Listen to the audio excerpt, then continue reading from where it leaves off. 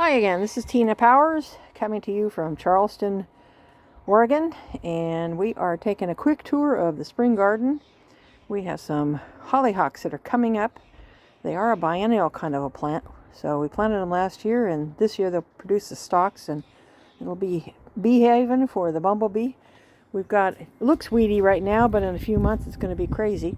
This is Chinese chai, which produces a really beautiful little white flower that the bees just love, so that's why I grow it. They're also tasty. We've got some nice thyme here.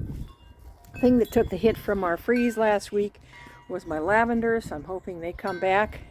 We'll see. The thyme did good, so I may be planting more thyme. Hello gnome, how's my gnome? And of course we have our daffodils, which I only have a few this year, but that's okay because I've got other things that I'm concentrating on. We've been working on cleaning up and getting this all ready. We put new chips down on the paths, and my asparagus bed, I also have co-planted garlic this year. And of course we've got cup mushrooms, which means there's lots of mycelium in this, which feed the roots, which is really cool. And we had a windstorm, so I've got some strange bits of flotsam and jetsam that came chugging on in.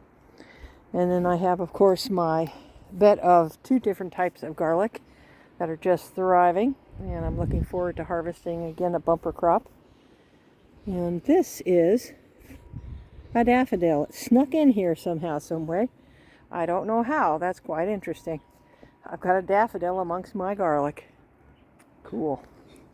Now I have two different kinds of garlic here. I've got, again, a Vietnamese red and a Spanish rojo. I do like my garlic. We have taken the strawberry bed, and what we've done here is we've chopped and dropped, put layers of manure down and layers of cardboard to cover it over, and I use the geotextile. And I'm going to actually be planting this out with a new crop of different types of herbs this year. I decided that having 100 strawberry plants for us was not really a good idea.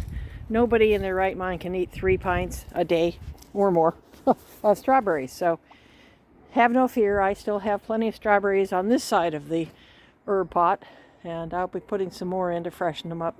Again, the lavender did take a bit of a hit from the freeze, so I'm hoping it survives. The rosemary, of course, are thriving, which we like. And I've got some thornless, beautiful boysen and blackberries growing here. I've got them growing around a sculpture to simulate a windmill. And when that fills out, that'll be really beautiful. Over on this side, in the beds, we've got, I've got shallots going. I've got the last remains of the Brussels sprouts.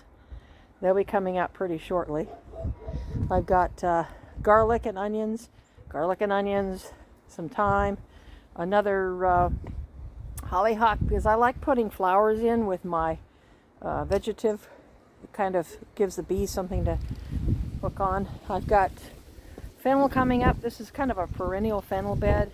This is Florence fennel, and on this side I've got bronze fennel. I do like them. The seeds and the ferns, they're all quite edible, and the bees love them. Again, most of this, what I grow, is sometimes just for the bees. This is a sad-looking pineapple sage, but in a couple of months it'll start putting new leaves on again. I've got a rhubarb that has decided to come a little early, so I'm a little concerned, but we'll see what happens. Hopefully it doesn't affect it by the frost, and I do have some cloches that I'll be using. I've cleaned out some strawberry beds here, and they're doing good. Chives are coming back. I've got an empty bed there. So right now we're kind of getting ready to start planting out my spring sprouts. I've got shallots in here along with the rhubarbs. And that's it for this side of the garden. Next door, again, we're going to be planting this week potatoes and peas, spinach, lettuce, and a couple of other greens. And that will be, of course, under... Oh, look, there is a woodpecker on my... There's a beautiful woodpecker on my one of the seeds. We do have a lot of bird feeders here. We do like our birds, and again, they're pollinators. They also help keep the garden free of a lot of bugs.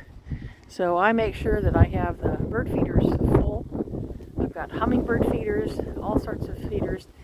And I don't have too many problems with squirrels. I do have an occasional rat, and I'm not a big fan of rats, so I do put the traps out and bag them. So, but I do like Mother Nature, and I do like having the woodpeckers on my seed cakes over there. That's really cool. Okay, anyhow, we will be planting some really cool things this next week, and I'll be putting some videos up as we do this. So stay tuned for more action from Power's Family Garden.